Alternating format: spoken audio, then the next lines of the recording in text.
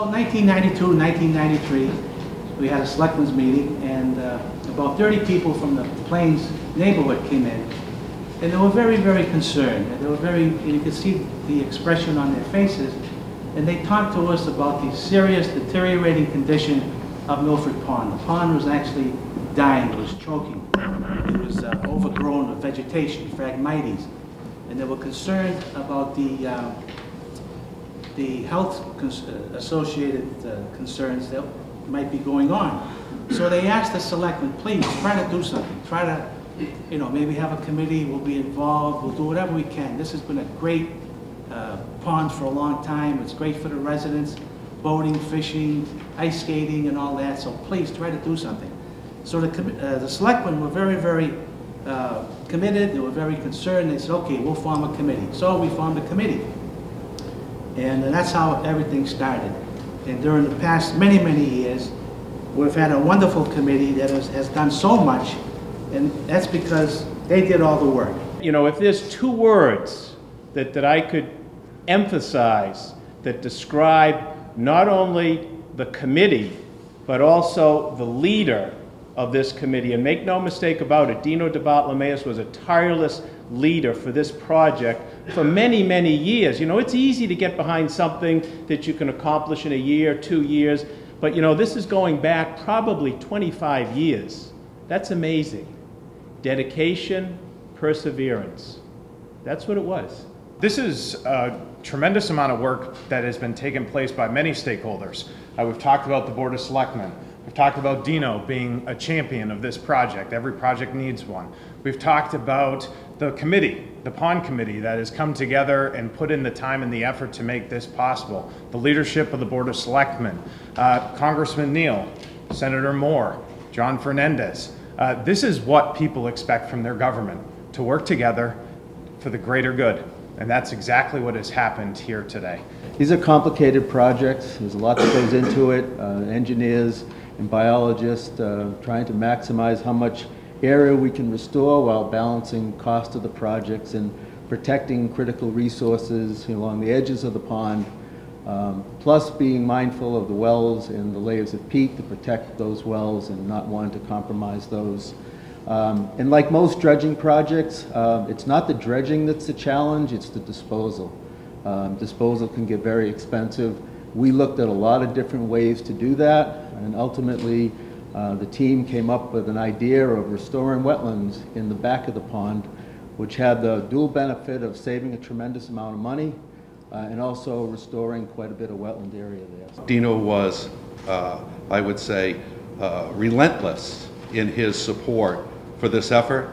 It was an easy project to get behind. We want to thank certainly Army Corps of Engineers and the variety of agencies that had to come together to make this happen. You know, it's, as Brian mentioned in our last meeting, or in a meeting a couple of weeks ago, that not only does this bring back a waterway, but there's a tremendous impact that it has environmentally. So we want to thank the members that have participated to help with the phosphorus impact that it's going to have in our well system, because we do have wells in that area. And I want to thank the people, the Bonnie Reese and the others that have participated, town engineer. But thank you very much, and once again, thank you, Dino, for your perseverance through what some 20 years of hard work to make this happen. I'm gripped with nostalgia this morning to come out and see all of you. It's, as Brian correctly noted, it is just about 25 years when the inspiration for Milford Pond, Dino, approached me. And everything that he's outlined, with the exception of the cookie story, is pretty accurate. Because there really was an empty box when we got there. And I call that to your attention because of the fondness I had for the town of Milford. And with congressional reapportionment, just before I came to Milford, I represented northern Worcester County, Fitchburg, Gardner, Leominster, and many of those communities. And then the Blackstone Valley was added in '92. And Milford and the Blackstone Valley. And this was the request that the Board of Selectmen came up with, And the board was terrific. They couldn't have been any better, and I was so happy to hear you recount the names today, because for many of us, I think it's fair to ascribe this morning, this is it'll never happen moment. Right? I mean, it'll never happen. Because that's generally, I think, the way people come to think of the opportunity for these sorts of achievements. This is a big project. I look at all of you with the committee today. You know, it's reminding all of us of the following.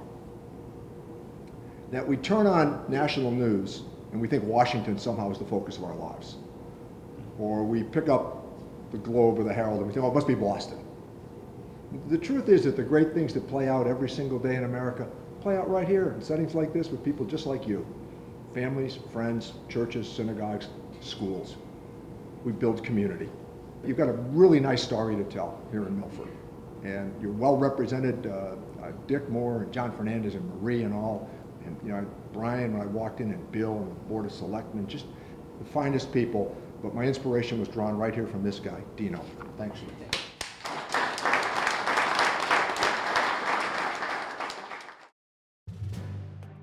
This is Milford TV News and Sports Director Tim Coet.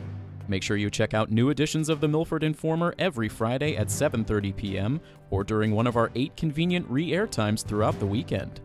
You can also find individual news stories as well as full archived editions on our YouTube page, My Milford TV. If you live in the greater Milford area and have an idea for a news story, you can tweet at us using the handle @Milford_TV, or you can contact me directly by sending an email to news@milfordtv.net.